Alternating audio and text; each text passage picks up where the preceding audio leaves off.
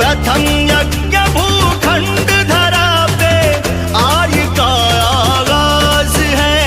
प्रथम यज्ञ भूखंड धरा पे आर्य का आगाज है पावन संगम की धरती ये प्रयागराज है, ये प्रयागराज है।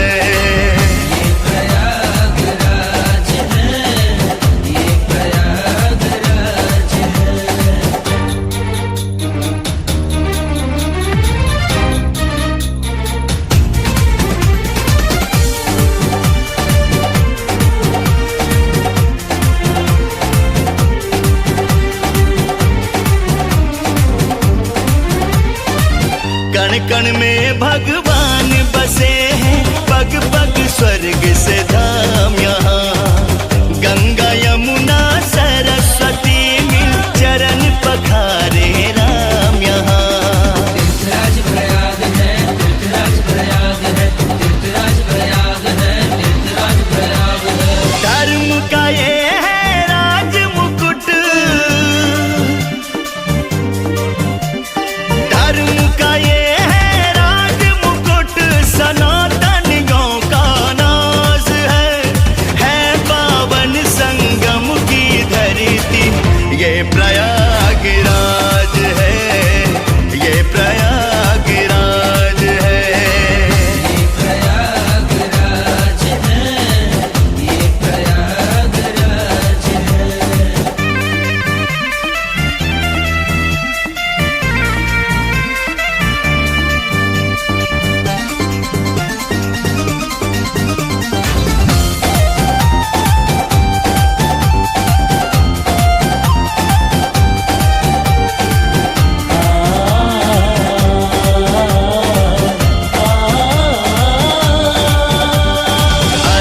कुंभ और महाकुंभ से होता है श्रृंगार जहाँ।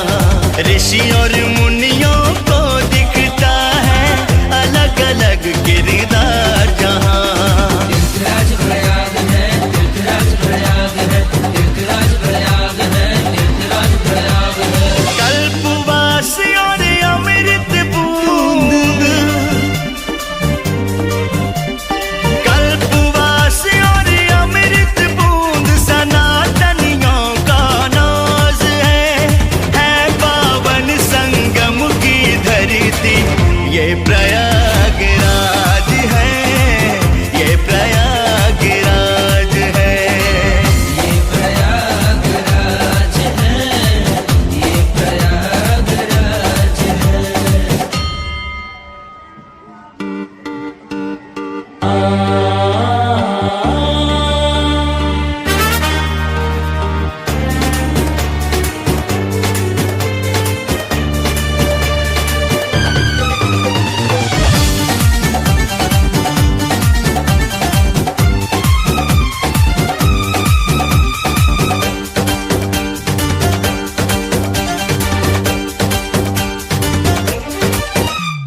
प्रथम यज्ञ भूखंड धरा पे आर्य का आगाज है।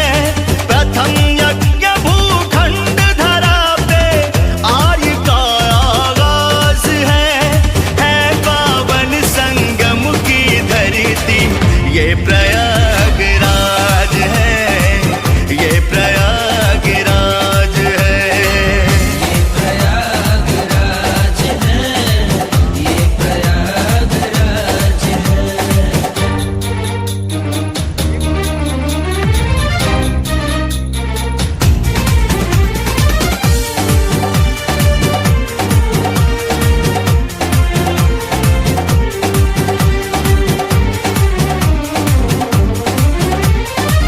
कण कण में भगवान बसे हैं, पग पग स्वर्ग से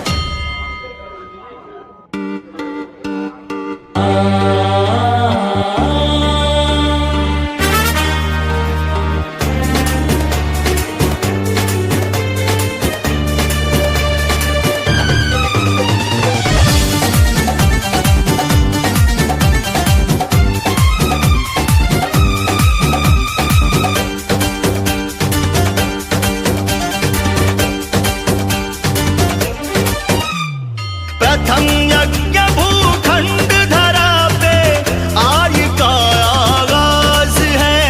प्रथम यज्ञ भूखंड धरा पे आर्य का आगाज है पावन संगम की धरती ये प्रयागराज है, ये प्रयागराज है। प्रयागराज है, ये प्रयागराज है।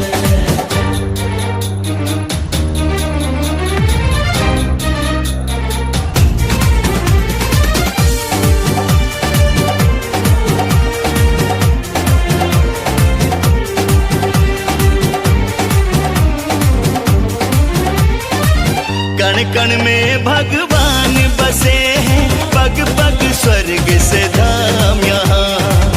गंगा यमुना सरस्वती मिल चरण पखारे राम यहाँ। तीर्थराज प्रयाग है, तीर्थराज प्रयाग है, तीर्थराज प्रयाग है, तीर्थराज प्रयाग है। धर्म का ये है राज मुकुट, धर्म का ये है राज मुकुट, सनातनियों का नाज है पावन संगम की धरती ये प्रयागराज है।